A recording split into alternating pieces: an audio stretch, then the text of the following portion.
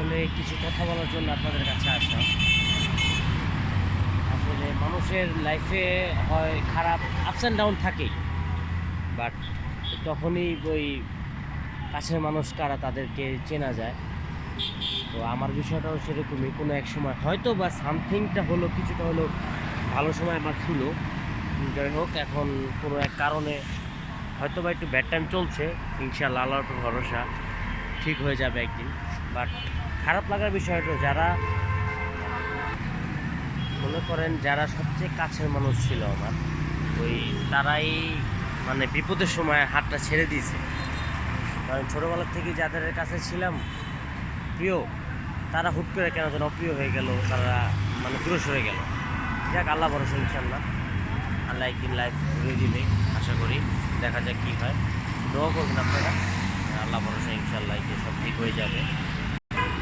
যাই হোক, লাইফ নিয়ে আমার কোনো প্রবলেম নেই।